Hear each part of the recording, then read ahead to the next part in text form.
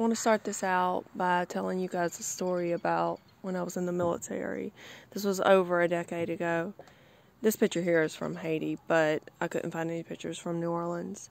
But when we got activated to go down to New Orleans after Hurricane Katrina, and actually we went, a couple days prior because we knew it was going to hit. We were one of the units that were the Quick Reaction Task Force, so we were probably the first unit down there, as a matter of fact. We were sleeping just any and everywhere. At first, it was in the locker rooms, which was really nice at first because the TVs were still working. The storm was just about hitting. And then we ended up in the parking lot. We were just, we had no potties. We had no showers. We had nothing. I remember the first sort of wash up we got was after about a week. My hair was glued to my head, and Walmart had donated a bunch of bottled water, things like that, and we poked holes in them, in the lids. We put up a cover in the in the parking area, and we all just went behind there and squirted down, and it felt amazing. You don't know how little water you can conserve when you are in dire need in a situation like that. But I'm getting off track. Back to the original reason I wanted to talk about this. So there were civilians that came to the Superdome to seek shelter. That was the whole reason we went down there, to help pull security and help operate that whole system that was going on. We were letting people in through the door, and then they were finding a seat or somewhere like that to shelter the storm because New Orleans basically flooded, and it got worse when the levees broke, and it turned into a whole thing that lasted far longer than it was anticipated. So many people came there. I think they estimated about 20,000, something like that. The numbers are not very precise, but the people that were seeking shelter there were the people that were sort of left behind. It was sort of the lower income people, the homeless, things like that. Maybe they got stuck down there for some bizarre reason, because people were told in well enough time to leave, to get away, to go. And granted, there are, in the South where there's a lot of storms and things, there are older people that are I'm not leaving. There's those sort of people as well that are normal and have their things together and all of that. So it wasn't just the worst of the worst, but the majority that went there were not the best of the people. And what I mean by this is there were rapes, there were all sorts of issues that we had inside of the Superdome. It was very hard to deal with, I'll put it that way. This is actually why we ended up leaving the upper floors, because we were first sleeping in the locker room. That flooded. Then we had the civilians in the stadium, and then we had a whole nother floor just for military personnel. And then we ended up having to make the decision to leave just military police and other personnel that would stay inside of the Superdome.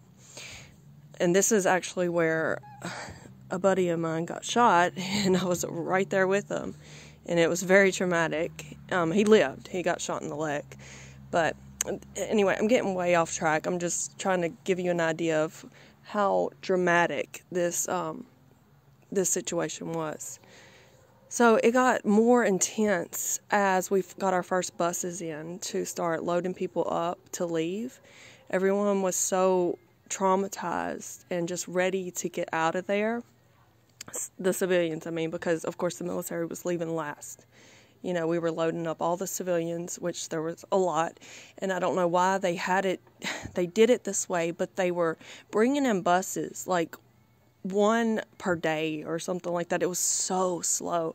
And so they would have, the civilians thought they would all be getting on a bus, and they were ready to go.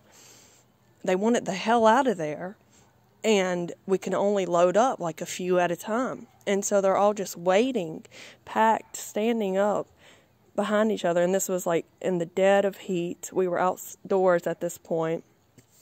And they were it was like a stampede, and we did this for days. They were like having heat strokes. It was getting very intense. And there was a point during all of this when a baby got passed up.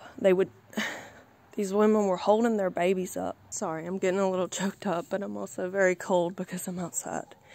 So, I was very young. I didn't have any children at this point. You know, I hadn't had my daughter yet. Actually, I met my husband down there, and we had a child like the next year or so. But we had our M16s in our hand, and at this point, we were locked and loaded. That's how scary things were getting. Okay? And this baby gets passed up, and before I know it, I'm holding this little baby in my hands.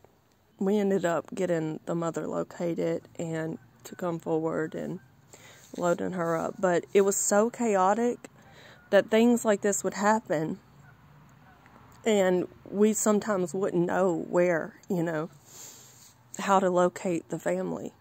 I remember so many instances where, someone would come to me with an address and a name, and they would want to know that their grandma or somebody was okay. And there was just, there was nothing we could do. Like, we were there to pull security, and they had the teams going out, search and rescue and things like that, but it wasn't set up in a way where we could just locate and fix every single problem, because there were so many people with so many problems. And it was so sad. And I remember them telling us, to be able to deal with this, don't look them in their eyes. I'm sorry, I have to keep stopping it because I don't want to cry throughout this video. But, yeah, that sounds so cold, and it is. It definitely is cold. But the reality is, it's the only way in certain circumstances that these soldiers can do their jobs. Otherwise, they would break down. I would have broke down so many times. So, I heard about this story this morning of this fence situation, the 3-year-old and the 5-year-old little girl being thrown over the fence. And thank God, at first I heard 40 feet. I was like, no way, this gate, or this border wall is 40 feet high. And it's like 14 feet at this spot where they went.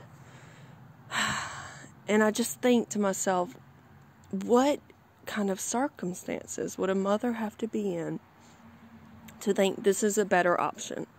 Passing your baby forward and not knowing where the outcome would be. That's a better option than, you know what I mean? Sending your child off.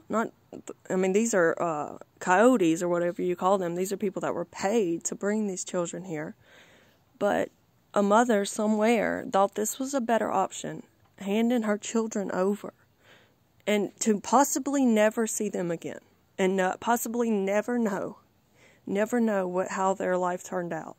All she knows is that they'll be fed, and that maybe they'll have a better life. What about the brutal journey here that we hear about? How can that be a better possibility, that these children be raped and whatnot, than the circumstances that they're living in? And Janine just did a video, as a matter of fact, on this mother who, over the span of a few years, had a few different babies, and every time dropped them off on someone's doorstep at apartments and different places like that. And that's what she was saying. What kind of circumstances would someone have to be in to feel like that was a better option? So I saw this story this morning, and it just tore me up. And I've been thinking about it all day, and that's why I wanted to talk about it. And it made me think of Katrina. I want to go back to the Katrina story, just for a moment to help people understand why the people towards the front were so, fearful and having heat strokes, and while things were so intense, because we had barricades up and we told them they could not move past the barricades. Yet behind them were thousands of people pushing up on them to go forward. And so we were on the loudspeakers. We were begging them in the back to back up continuously, to give people space to breathe and, have room to stand or wait. and they would not do it. You know, everyone just wanted to get to the front of that line, you know, to get on the bus first. So that's what was happening. They were just pushing forward, pushing forward, pushing forward. No one was willing to back up, because the person who backs up is the person who's getting on the bus last, basically. So back to the wall, you know, there's a mother somewhere. I think they were from El Salvador or something like that, that was said. But there's a mother somewhere that passed these children on to someone else, because that was supposedly a better option. And, you know, for some people that are living in very bad circumstances, all they need is a chance, an opportunity. And for others, you know, you can give them thousands of chances. So anyone with a heart wants to give someone that needs an opportunity that opportunity. They want to see them do better.